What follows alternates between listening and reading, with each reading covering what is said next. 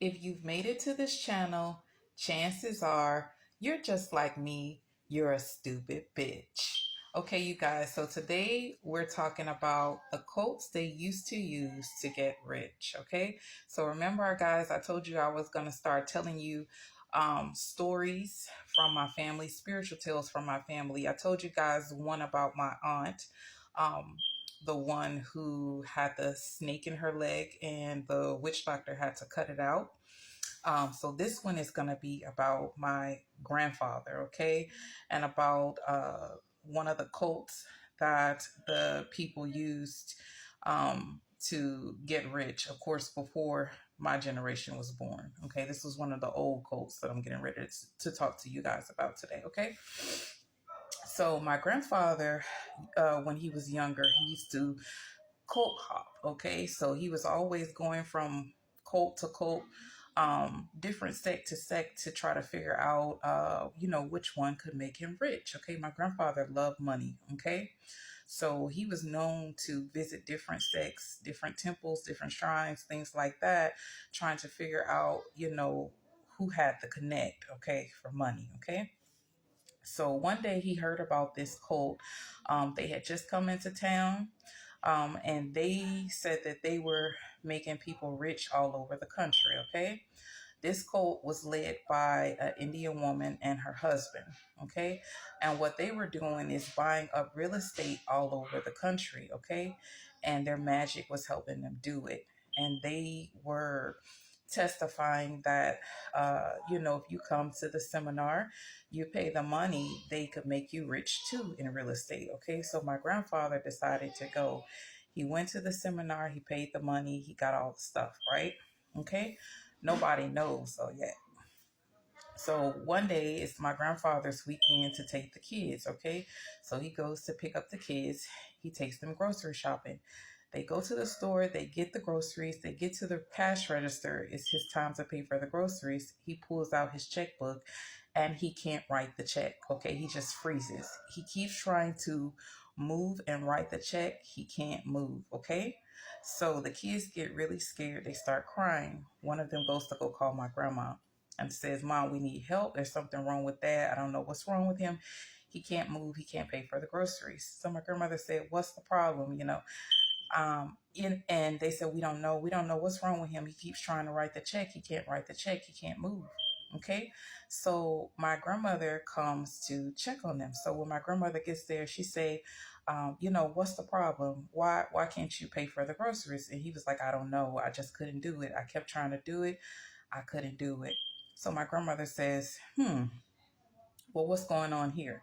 So she starts looking around his house. She sees a bunch of bills and paper stacked up. My grandmother says, what's this? He says, bills.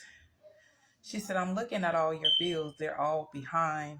This thing here, this paper here says you're getting ready to lose your house if you don't pay the mortgage soon. Why are all your bills stacked up right here? And why haven't you paid any of your bills? This says all your bills are behind. He says, I don't know. She says, what do you mean I don't know? That's not like you. You've always been really good with money. You're really responsible. You always pay everything on time. It's not like you to ever fall behind on your bills. I know you got the money. You always have money. Why haven't you paid anything? He says, I don't know. He says, I can't do it. I keep trying to. I can't. I can't pay any of my bills. I couldn't write the check to buy the groceries either. My grandmother said, She said, what do you have in your house? He says, what do you mean? She said, you have something in your house. That's why you can't pay any of your bills. And he said, oh, well, I don't have nothing. She said, I know you've been to another cult or something. You got something from somebody because that's not like you not to be able to pay your bills. You're really good with money and you always cult hopping from shrine to shrine. So I know you got something in here. What is it that you got? He said, okay, I'm going to tell you what I got. Okay. I got this miracle water here. I got it from this couple. They said they're gonna make me rich. I'm telling you.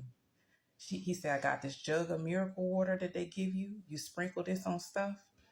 This stuff will make you rich. I got this blessed oil that they gave me. They say you use this oil, you anoint your wallet with it. Whatever you need to anoint with it, that's what you do. This oil will make you rich. I got this talisman here. You keep that in your wallet. My grandmother said, She said, all this stuff here, This is the reason why you cannot pay your bills.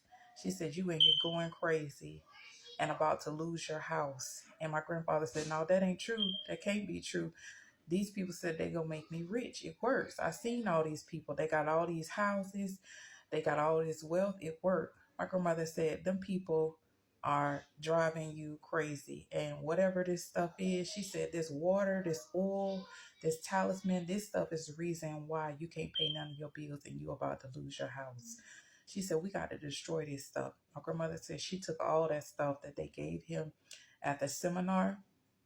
She put it outside and she put something on it. She lit it on fire. My grandmother said they just stood there and watched that stuff would not burn. She said they kept trying to set it on fire, kept trying to set it on fire. It wouldn't burn.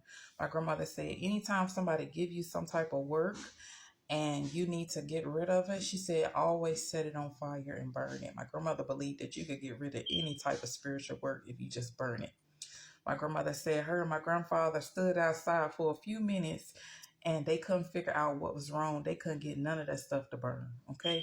None of that stuff, the water, the talisman, the oil, none of that stuff would catch on fire. She said, oh, there's some serious stuff here. This stuff won't even burn. Okay. So she said she kept messing with it, kept messing with it. And finally she got the stuff to catch on fire and burn. Okay. Now, don't believe what my grandmother teach, okay, when it comes to setting stuff on fire, okay? Some of the stuff that my grandmother say is right on the money, okay? It's expensive information, okay? But that is not the proper way to get rid of spiritual work, setting it on fire. Just because you burn something does not mean that you're getting rid of it. Now, see, that's what my grandmother thought, but that's not the case, okay? Because she burnt all that stuff up. Eventually, she got it to catch fire. However, the work was still on my grandfather. It was still on his house. And what happened is all them spirits that they were sending to him, they started sending spirits to come and check on him and see what was going on. And my grandfather seen them, okay? And it scared him, okay? My grandmother called them demons. That's what she told him he was seeing, different demons that they were using to do their spiritual work. But my grandfather said they didn't look like demons to him. They looked like individual people from that cult.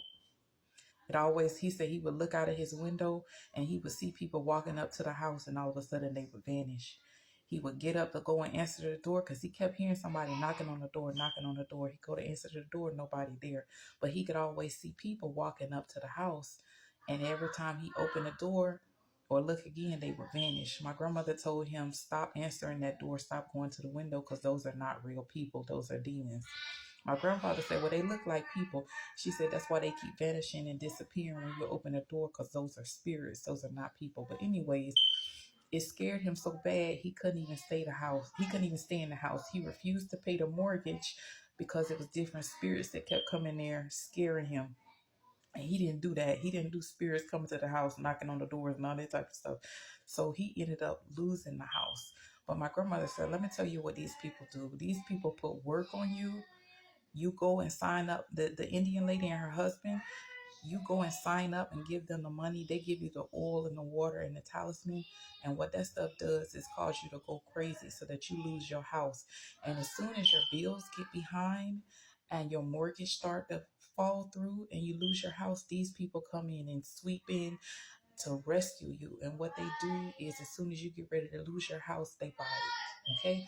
So that's how they're accumulating all of their wealth.